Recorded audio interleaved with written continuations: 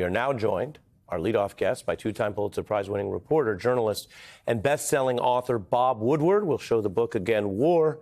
Bob, I'm thrilled to have you here. Thank you. Thank you for being here.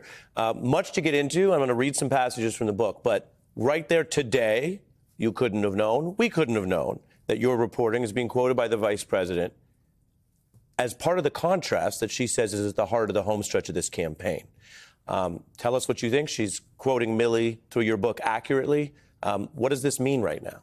Well, it's mixed up in the political campaign. But what I really think, having spent a couple of years on this book and this research, that to understand Donald Trump, you need to understand Putin. Because Trump is in this race to embrace and adore Putin. Now, who is Putin? Vladimir Putin, the leader of Russia, is the Adolf Hitler of our century. What Putin has launched and sustained is the most brutal war into Ukraine to slaughter and kill. Hundreds of thousands of people have died. Ukraine has held on. United States, many other democracies have supported that. But why is Putin so concerned that he should have Ukraine? He has said things, he has written things which make your head spin. Ukraine doesn't exist, he says. It's ours. Well, it's not. Let me pull up a quote. I'm talking to my producers in the control room. Let's pull up the Putin part. We had other parts I was going to read from, but we'll go to Putin. You say this matters, and you've just spent time reporting on both what Trump did vis-a-vis Putin during and after his time in office, as well as how the Biden administration prepared for that. I want to talk about one thing that already made big headlines, which was you broke the story that then President Trump secretly sent Putin these COVID tests early in the pandemic. Americans needed them. And basically, the men grasped how bad this would look in America. You write that Putin told Trump, quote, "Please don't tell anybody you sent these to me. I don't want you to tell anybody. People will get mad at you, not me. They don't care about me." This is from the foreign policy parts of the book, and we should note, Bob, it builds on some of your past interviews from the last book, Trump's effort to minimize COVID against the facts and his own experts. Let it be known it was a problem 2 months earlier. I wanted to always play it down. I still like playing it down because I don't want to create a panic. Trump's favor to Putin's unusual. The two also have been secretly speaking to each other since he left office. As many as 7 calls. That's certainly a contrast to Reagan or other Republicans who treated Russia more like an adversary. And these are the kind of revelations that drive newsmaking questions. Bob Woodward is with us. Donald Trump was just asked about Woodward's reporting. He says he wouldn't comment, but argued if he talks to Putin, it is smart. Can you say yes or no whether you have talked to Vladimir Putin since you stopped being president? Well, I don't comment on that, but I will tell you that if I did, it's a smart thing. Bob? Yeah, that it's smart for a presidential candidate, a former president, to be engaged in this political love affair with Putin, where I go back, what's Putin done?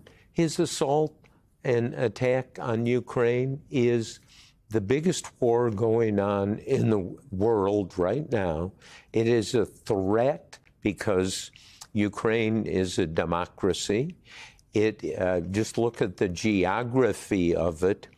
If Ukraine goes, if Russia takes Ukraine, and talk to the president of Poland, Duda, and Duda says, look at the map. If they take Ukraine, that becomes part of Russia.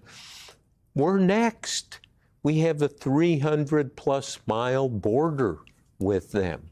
And as he pointed out, last war, we got it from Germany, the other side. Now we're going to get it from this side? Yeah, well, and let's go to the Biden-Harris response on that, because in your books, one of the reasons they stand up to time and seem to be sturdy is you talk to people, and then you talk to people who talk to people.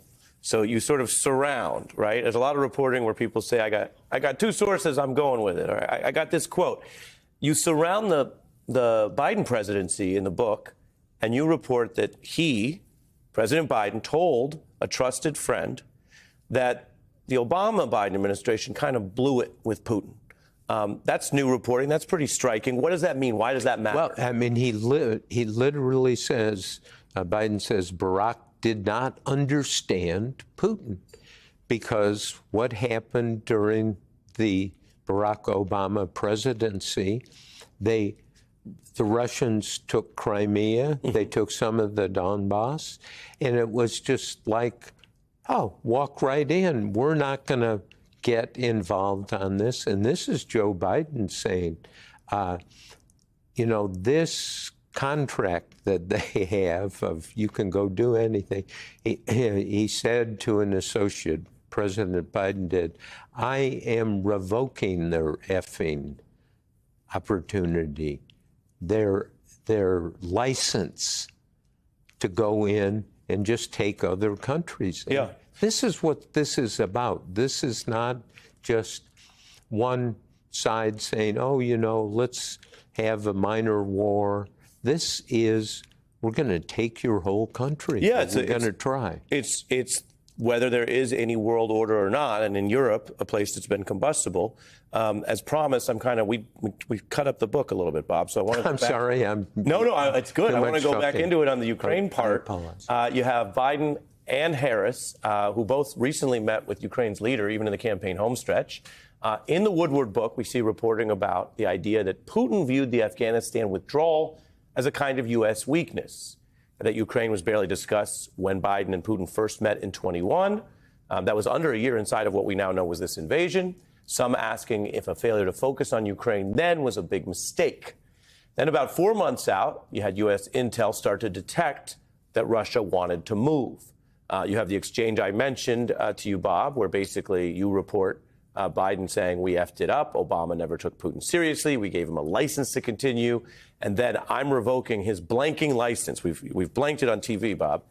You note that Harris met with European leaders dealing with the gravity of the situation. She met with, of course, Zelensky days out in a final push to try to deal with Putin's threat and also look at what could be a serious invasion. Famously, some allies of Ukraine offered him, a flight out. He didn't take it, in the ultimate courage of a leader. And then you write that she spoke out, and what you said was, and we'll hear a bit of it, possibly the best speech of her vice presidency.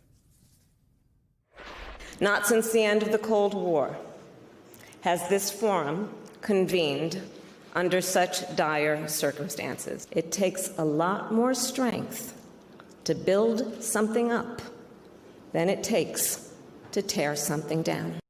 What did your reporting find out about her work as vice president, and how do you view her as a potential president?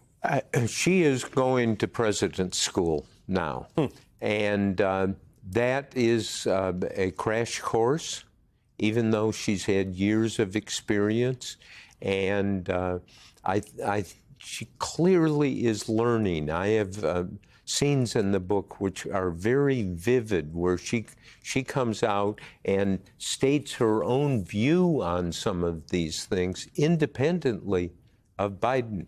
So she's going to school, going to crash graduate school, and there are lots of good signs. Here's a big one I want to ask you. I don't know if you can answer it. What would the Biden doctrine have turned out to be based on what you found, and is there a Harris doctrine?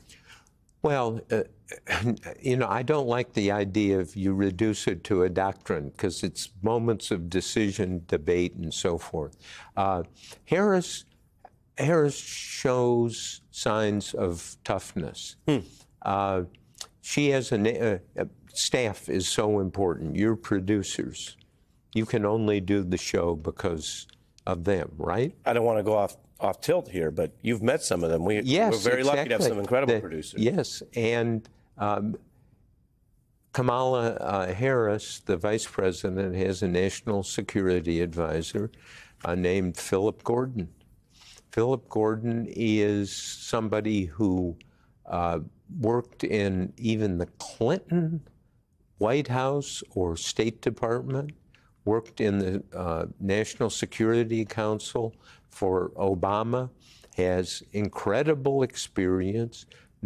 He is somebody qualified to be National Security Advisor. Now, compare it, because we are in an election. Who is Donald Trump's National Security Advisor? His mouth. Not kidding. Okay. Whatever comes out. Right. And you compare that, the failure of Trump to have a team. Got to have a team. Everyone knows that. It's Trump's mouth. It's Trump's impulse.